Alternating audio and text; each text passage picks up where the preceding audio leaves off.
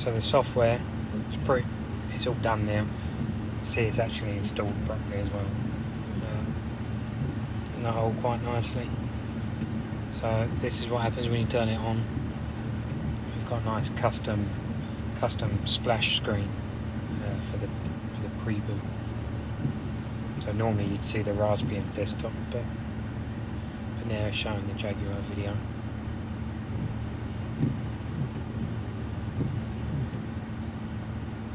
So when it first loads up, it loads into the Jaguar app. So this is a video, the app that I've been showing on the other videos. Boots in and it's straight on the canvas, so you can see all the temperatures are tied up correct. It's cold at the moment, so cars automatically turn these on, so we can go ahead and turn them off. They go off. Temperature wise, all of these buttons work, so I can do temperature up, I can do the fan down, climate control off, vents all closed as usual. Bring it back on. You can do volume. Seeing the screen above, the volume's going up. Fans back on. So this is the Jaguar app, but if we press the minimize button, it takes us to this, which is Open Auto Pro. So this is what handles the Android Auto part, but it also does some other stuff. So you can connect your phone through Bluetooth, do your phone calls on it. You can do a rear view camera, a few other nifty little things. So if I connect my phone in now, it will load into Android Auto. So I'm just plugging it in now. So now it's plugged in. So without touching anything, it will load up.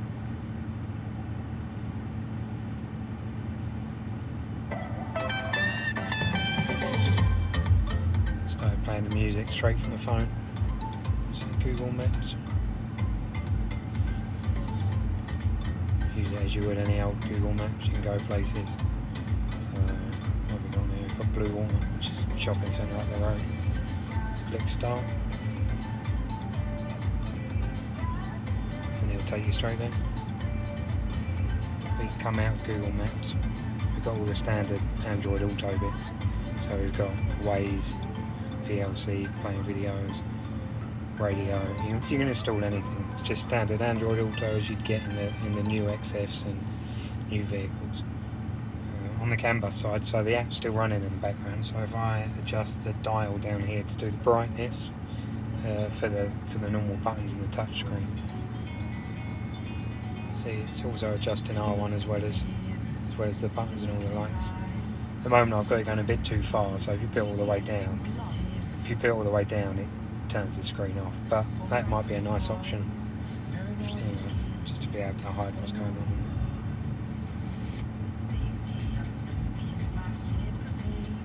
So yeah, it's pretty much done. What I do want to do now is perhaps rack these wooden parts. I've wanted to do it for a while, but I think if they were black, it's a bit harder, it's so dark. But if they were black, the screen would look a lot more like a proper thing.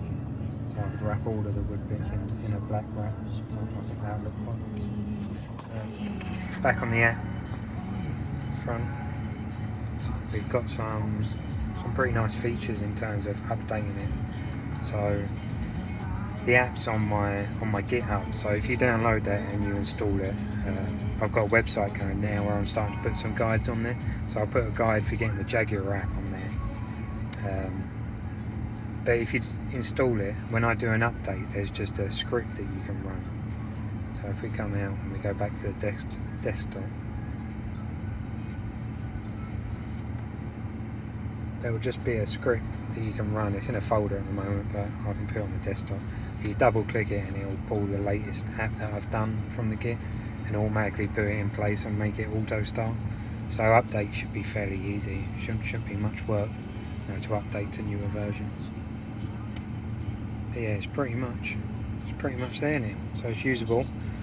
This is going to stay in there. I'm not going to be putting the old panel back in. It's working pretty well. I do need to, when I get time, get around to kind of redesigning this this UI. I've just copied how the panel is for the moment, but I kind of want to make it look a bit more modern. I'm not that good with visual stuff, but you know, even the buttons could do with being a bit bigger. Sometimes when you hear them, you know, you don't quite hear them right. But that'll be the next step.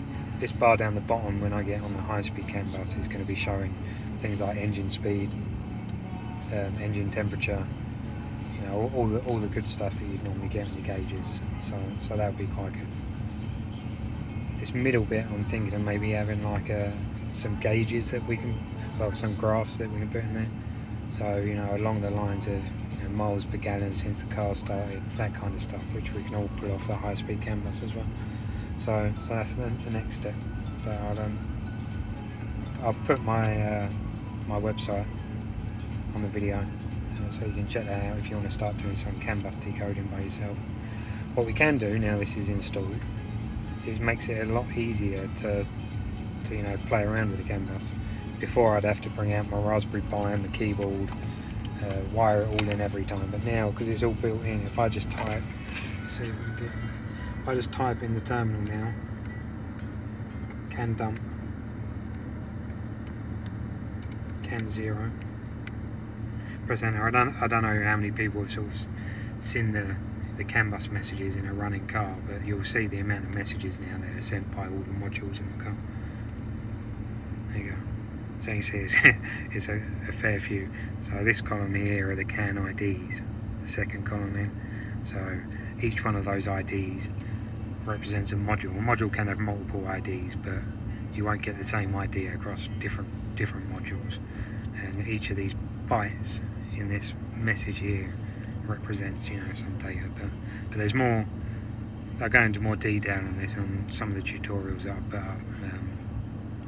And I'll start soon showing how you can turn these CAN bus messages into a UI like we've done, which is pretty much just a web app just wrapped up as an application.